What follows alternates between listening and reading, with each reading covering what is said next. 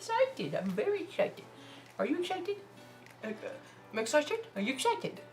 We're excited. Hey guys, I am Chris Kaler. And I'm Befasa Kyuujin cosplay, and today we are excited. You're very to watch excited. with you guys. We are watching the first episode of Loki. Yes. Our first Marvel series. Yes, we figured out it was coming out very recently too, so we did not, you know, it's not like we've been waiting for it for years or months or anything, but it was a pleasant surprise when we found out through Disney Plus that it was a thing, it was happening, because we love Loki. We always loved him since Thor, the first movie. Since Thor? Since Thor, the first movie. Yeah. Yeah. He's a great character. Pushed Tom Hiddleston to Marvel fame, Marvel celebrity, pretty fast, because everyone loves Loki. Even when he keeps losing, we love him. He has an army now. Well, we'll find out. We know... An army of fans, damn it. An army of fans, true. We know a little bit about what's gonna happen, at least in the beginning of the show. We know it's after, technically, the first Avengers movie, after what happened in New York. We know that it's, though, in the other reality from Endgame when they went back, messed up, and Loki stole the Tesseract and escaped. Yep. So now he's got to deal with all the shit that's gonna happen. Yeah, because he fucked up again. Yes, we saw, and aside from that, all we know is that we saw Owen Wilson in the thumbnail. So we're expecting some wows. That's gonna be good. So I say without, I mean, let's just jump in this episode and let's watch it, guys. Yeah, let's see if the show is good. Let's go. All right. Meet me in the alley. I'm gonna grab a fruit slice. How everything begins. He literally did nothing though. Everything just was handed to him in that moment. Literally falls on his hand, yeah. Ni vu ni connu. I'm very excited. We need some humor, you know. We need some sarcastic remarks, some evil manipulations, with a touch of gentleness. Cause he's a good guy at heart. Deep down at heart, yeah. He's got a look, but it's there.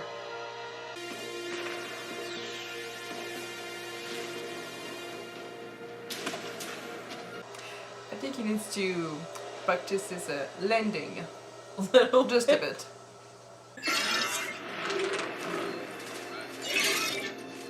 Variant identified. I beg your pardon. On behalf of the Time Variance Authority, I hereby arrest you for crimes against the sacred timeline. It's been a very long day, and I think I've had my fill of idiots in armored suits telling me what to do, so if you don't mind, this is actually your last chance. They might be stronger than you know, buddy. Get us out of my way.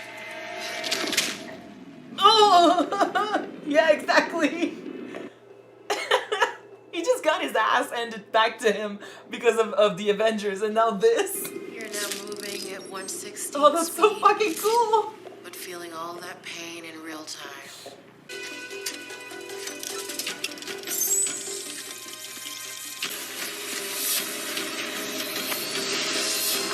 He escaped one prison to go back to another prison.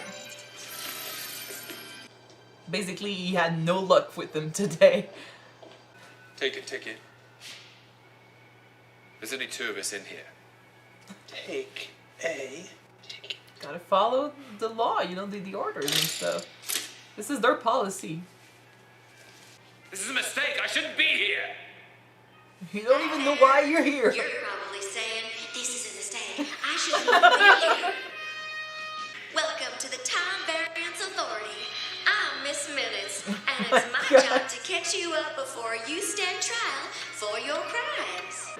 Long ago, there was a vast multiversal war. Countless unique timelines battled each other for supremacy, nearly resulting in the total destruction of, well, everything. Okay. But then the all-knowing timekeepers emerged, bringing peace by reorganizing the multiverse into a single timeline. Now, the timekeepers protect and preserve the proper flow of time for everyone and everything. But sometimes people like you veer off the path the timekeepers created. We call those variants. stepping off your path created a nexus event, which Oh my left God. unchecked could branch off into madness. It's technically not leading even to his another fault. multiversal war. The TVA has stepped in to fix your mistake and set time back on its predetermined path. How can it be a mistake if they don't even know they're doing it? Knowing that you could be the reason for the destruction of the world because you've been Just late make to sure work. you have your ticket and you'll be seen by the next available attendant. Because technically Loki, he is a criminal. He did some bad stuff, but the reason he's here is not even his fault. Who actually believes this bunkum? Ticket, sir. That guy didn't give me a ticket. I tried to ask Ticket, for one. sir. I tried to ask that guy for a ticket. Sir? What are you raising your voice with me, Buckethead? Ticket. I have it. I got it. Thanks for visiting the TVA. Don't hesitate to let us know how we're doing. I love that it's him who's going through this. It's gonna be a chance to have amazing humor throughout. Laufeyson. Variant L1130, aka Loki Laufeyson, is charged with sequence violation 72089. How do you plead? Madam, a god doesn't plead. This has been a very enjoyable pantomime, but I'd like to go home now. Are you guilty or not guilty, sir? Guilty Come on, time is running. of this. Yeah, you think they would leave that up to chance? No. I think his pride is gonna take many hits in this show. He's trying to use his powers, ma'am. Don't rush me. Why would it work? It never happens to me. Powers. They're no good in the TVA, Mr. Laufeyson. The court finds you guilty, and I sentence you to be reset. Next case, please. Reset. What does that mean? What is that? Is it bad? What does it mean? Like, you ridiculous bureaucrats will not dictate how my story ends. It's not your story, Mr. Laufeyson. It never was. You have no Like, there's idea another what I'm Loki capable doing of. the right thing right now, I think I might and he's just have an idea of what expendable. he's capable of. If you're thinking what I think you're thinking, it's a bad idea. Okay, I'm just chasing a hunch. Anything goes sideways, it's on you. Okay. I feel like I'm always looking up to you. I like it. It's appropriate. And who are you? The guy you need to help if you want a chance. What do you want from me? Well, let's start with a little cooperation. Not my forte. Really? Even when you're wooing someone powerful you intend to betray? You don't know anything about me. I'm actually a fan. Like all of us. I'm wondering, why does someone with so much range just want to rule? The first and most oppressive lie ever uttered was the song of freedom.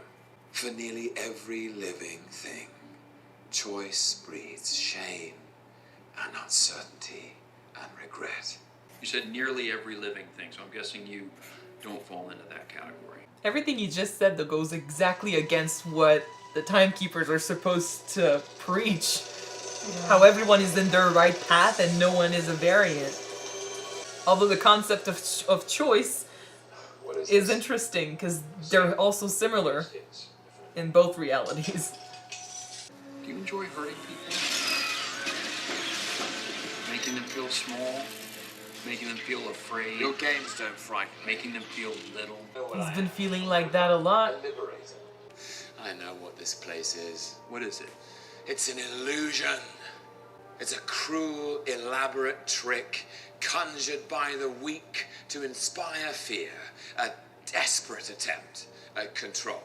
Now you I all wouldn't call that parade desperate. about as if you're the divine arbiters of power in the universe. We are. You're not. My choices are my own.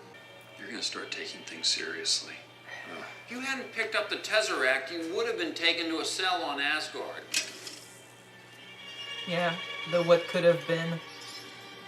Hello, Mother.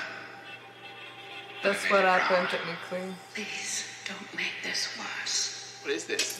This is nonsense. More tricks. It's never even happened. Not to you. Not yet. Oh, that's gotta be disturbing to learn all of this. A bit. Does he know that she's gonna die, too? Is he gonna find out? And then the Dark Elves attack the palace. And you think you send them to Thor. You might want to take the stairs to the left. But instead you send them... Oh, never tell.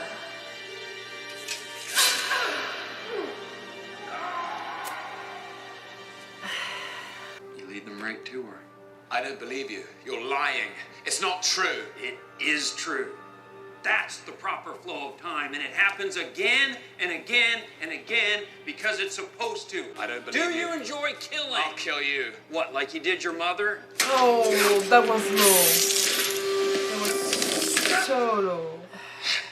You weren't born to be king, Loki. You were born to cause pain and suffering and death. That's how it is. That's how it was. That's how it will be. Also that others don't appreciate can that. achieve I'd their rebel best against versions it. of themselves. As in he's just a mean to an end for other people to get their happy ending. At least this show is a chance for him to play the hero for once. You see, that I don't approve. I do not. Oh, we have 6 episodes. Maybe they're gonna change some stuff. We'll talk about this at the end. Learning that you're supposed to be the reason why your mom will die. And that And no matter nothing what you you can try do changes. to do Yeah. won't change it. It's just... I love you, my sons. Remember this place. Home.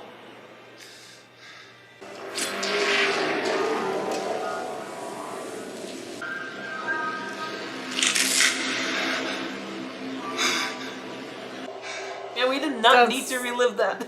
That's so disturbing. The end. It's very depressing. And to know that he cannot change that in any way. How do you come up to terms with that, you know? How do you make peace with all of that? I can't go back, can I? Back to my timeline. I don't enjoy hurting people. I do it because I have to, because I've had to, because it's part of the illusion. It's the cruel, elaborate trick conjured by the weak to inspire fear. A desperate play for control.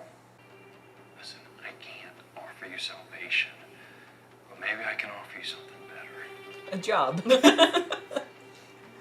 Fugitive variant's been killing our Minutemen.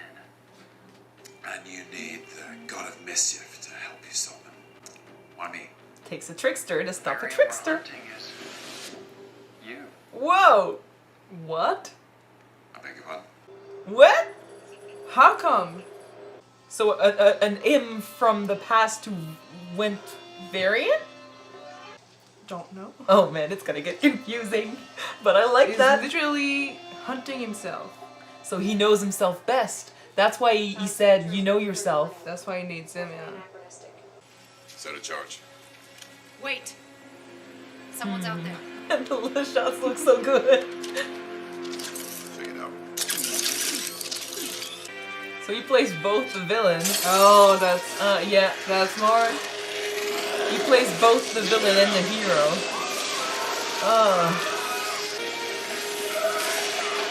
Oh my god.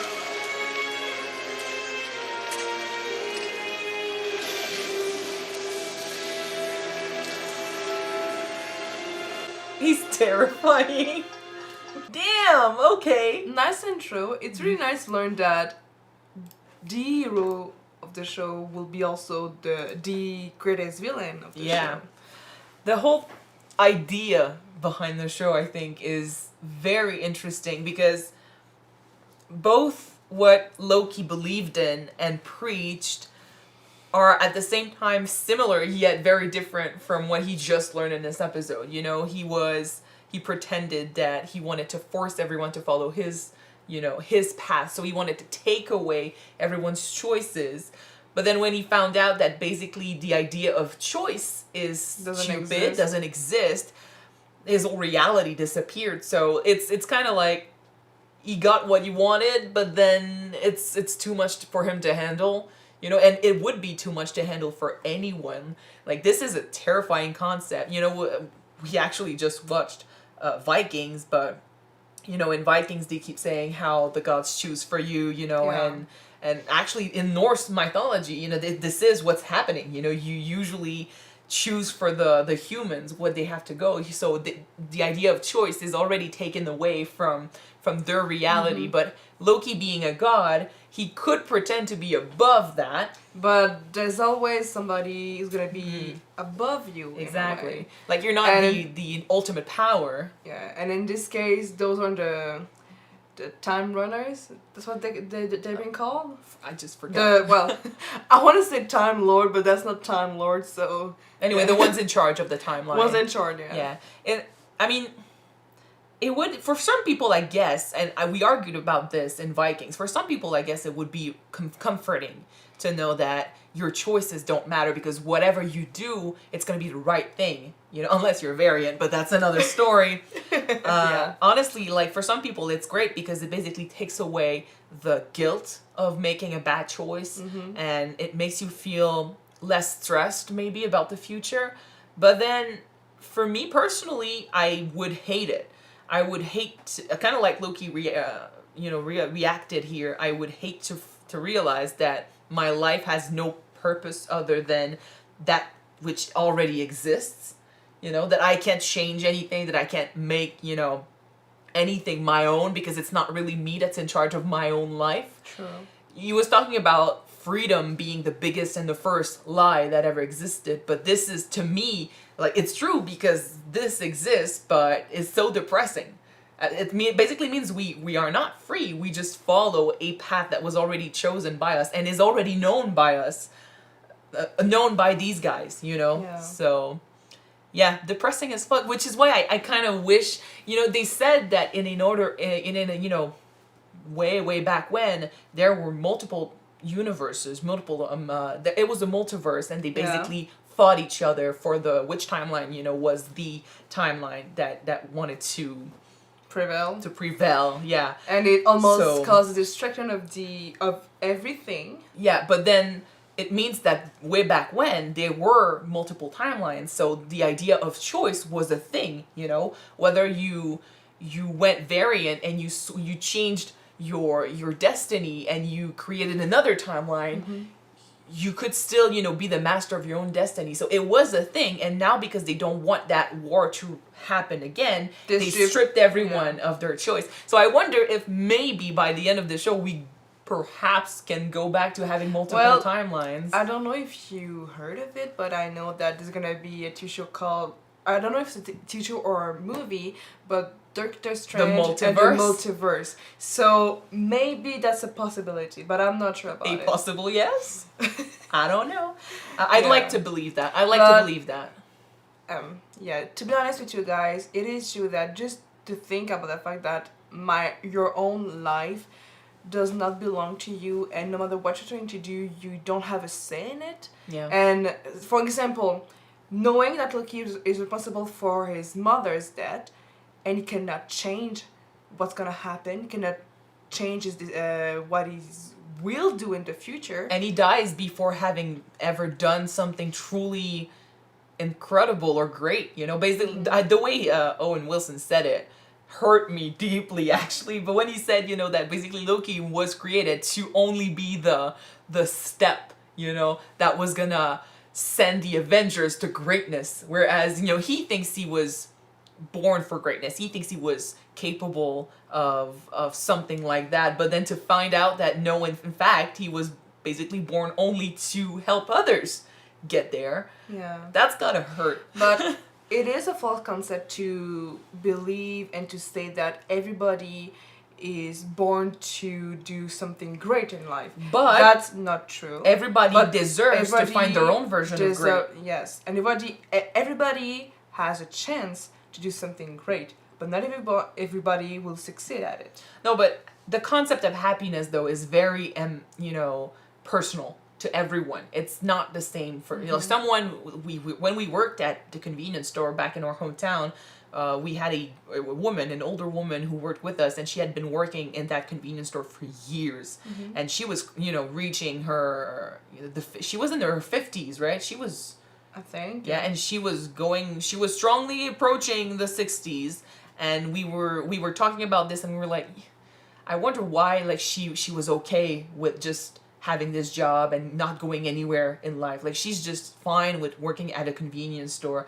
But then, as I grew up, I started realizing that maybe this life works fine for her. She doesn't have aspirations for anything else, because being working at a convenience store a few days a week, and then going back to her family and taking care of her kids and whatever works fine for her. This is her version of happiness, So in that way, Loki had ideas about what he wanted for his life to be great, but him not reaching it would be fine if he found something else. What hurts is that he figured out here that he's never going to find anything, actually, because his life has no purpose. It's only for him to end up in that moment being killed by Thanos. So there's no point, which is, for him, it's got to hurt. For some people, like I said, it might be liberating because it takes away the stress and the weight on your shoulders. But for a guy who had hopes for the future and wanted to do something, and it's not just that, it's not even, him learning that there's no choice. He actually learned everything about his future, and he doesn't like it. So what is he left with? Well, thanks to Owen Wilson, he's got a chance at actually being the hero this time and doing something. And it's interesting that he's basically got to go against himself. I do wonder how that came to be. But then when he was taken, they did say, oh, this is, not your timeline anymore. We're not sending you back or anything, because this is not the life that you're gonna live. There's another you who did the right thing. You did not, because he's the one that picked up that Tesseract. I mean, we can't blame him for escaping. Yeah. It's not him that created the situation. Technically, what Loki said was true. It's technically not his fault. It's because of the Avengers that he picked up that Tesseract. But according to the secret timeline, they were in the right path, and what they did was supposed to happen. It was written that they went back and did this. But then what led, the accident that led the Tesseract that put the Tesseract at his feet, and then him picking it up, that's what he wasn't supposed to do. So basically he was asked by them to just stand there and be captured. But then that means that way back when, maybe there's another, or I don't know when, maybe time travels, we don't know, but there's another Loki who strayed from the path, then probably learned about all this shit and started wreaking havoc. Which means that in a weird twist of fate, the Loki that is the villain could also eventually be the Loki that's going to be the hero if he turned villain, if he chose that path. So even if now he chose the wrong path when he was supposed to follow the path of the Avengers movies and stuff. So he chose the wrong path, and then he's, again, presented with a choice. Either you accept that this is what's happening, this is fate, and now you gotta be the good guy and help them, good path, or you rebel and go against them and use the knowledge that you gain here to fight them, destroy them, use their power. He did say that this was probably the greatest power there was. So if he took control of that, which in a way, I don't know what he's doing, but he's, picking up these things that they leave behind, maybe to erase memories, or I don't know. Well, I think they use them to travel through time. Is it? Because I thought the thing when they caught him, they wanted to bring him back through the doorway, the doorway thingy, portal, and then they threw that thing, and it started spreading, and we didn't know what it was. I thought it was maybe to erase the memories of the people that saw him. Yeah, maybe. So in any case, he's picking that up. So maybe this is what he's doing, trying to take control over that power. So he's the ultimate king of everything. I have so Time Lord in mind, but that's the wrong series, guys. No, but that would be very Loki if he, chose to not change and go the bad way, the bad route. But yeah, we'll see. But that's going to be interesting, and it's going to give Tom Hiddleston a great opportunity to show off his acting skills. What do you think about that? They already told us that the main villain was Loki. Do you think that it's a good, or do you think that it makes a lot of sense because we need to know why they picked him to, you know, arrest the villain. Yeah. And it makes a lot of sense. And it also explains why he asked him all those questions about himself. Like, do you lie to yourself, or do you understand why you're doing these things? Because if you lie to yourself, you're no use to us. But if you understand the way you think and why you make these decisions... Speaking about that... sadly, sometimes people don't even understand why they're acting in a certain way, and they need a really, really deep down reflection, reflection, to understand what they did, you know, what they did wrong and what they did right, and why they did it. Yeah, so it could have said that he knows what he's thinking and what he's doing, but he technically, in truthness, he didn't. I think that deep down, we all know our reasons. It's just that some of us prefer to not acknowledge it, not acknowledge the actual reasons. I think that's what he did in at the end here. You know, when he said that when he portrayed himself as being weak and wanting to, you know, create that illusion that he was strong and fearful so that people would fear and listen to him. So he basically said that he was not the strong guy that he pretended to be. He said he was weak. To me, that means he acknowledged his way of doing things, why he was doing things. So he stopped lying to himself, which is what he was doing in the beginning, when he pretended to be born to rule and stuff, which is not true if you think about it. Like he had a very bad childhood. Not bad in the way we would think, but bad in the way that he always felt left out, always felt pushed to the side. Thor was always the one that was supposed to be great and supposed to get the throne. If we think about it, technically, Odin raised both of them differently, though. Differently because Loki was adopted, of course. Well, but yes, but Thor is also supposed to take the throne after. Yeah, but while they were growing up, Odin put inside both of their heads that they could be on the throne, knowing that Loki would never be on the throne. You know, it's that realization that freaked him out in the first movie. You know, it's learning that you're adopted and that you've been lied to your whole life would put in perspective, you know, every decision, every choice that was made by your dad. Like, oh, okay, so you pushed me to the side, not because I wasn't worthy, but because you never gave me a chance to begin with. You know, it would completely change his reality. And if he chose to be angry at this, it would push him to do the stuff he did. You know, it would make him feel like a victim in his own family. The whole scene with his mom, you know, how he never considered his mom in the end. And she's like, you're lying to yourself, because she was his mom. She took care of him. She raised him and she taught him stuff. But he chose not to see that because he focused more on the lie and then whatever happened after. So it's really sad because he basically missed his chance at being happy with a family that loves him because he got angry at the little lie that his dad gave him. Well, it was still a lie, sorry. It was still a lie, but... Well, if you think about what happened before the lie, he was close with his mom. He learned magic from his mom. From his mom, technically. And I think that when he learned it was adopted, that his father never gave him a real chance to... but he chose to see it that way. He just forgot about everything that happened before that. That's exactly... Everything that happened before that didn't matter. That's exactly what... Yeah. And, I just repeat it. But yeah, I think he's a sad boy that got his heart broken and never got a chance, because this is before all the character development, but he never got a chance to learn from his mistakes and, you know, open his heart to himself and to others and speak truth, because he loves his brother, he loves his parents. It's just that he got hurt and it took him a while to make his peace with that. And he did a lot of bad stuff. But let's not forget that. He is the god of mischief. Like, it's a thing. Like, I think he said he didn't enjoy, you know, hurting people. One thing he does enjoy is playing with them, though. That this is his character. Yeah. Hurting and playing is two different things. Like changing into a snake and just bite Thor in the ass, yeah.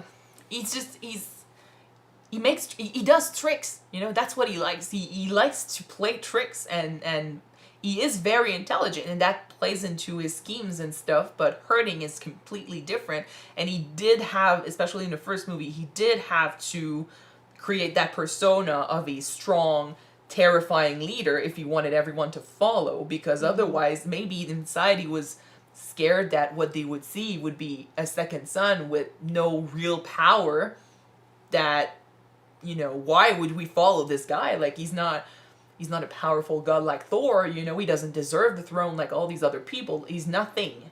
Yeah. So it's his own fears that push him to do these bad things, and it's makes for a really tragic character if you think about it. Anyway, it's going to be very interesting to see how he develops in this show. I mean, it's going to be great because there's a lot of humor and a lot of sarcastic, you know, situations and so, and it plays off of how great he makes himself seem, and then how low he gets when people make fun of him. It plays with the reality of what we just learned, how this is all just makeup, you know, this is all just a play pretend. It's an illusion, because deep down he's not that powerful god who you know creates fear. No one gives a shit. He's just a little kid. Well, not a kid, but yeah, basically. It's funny to see him do his stuff.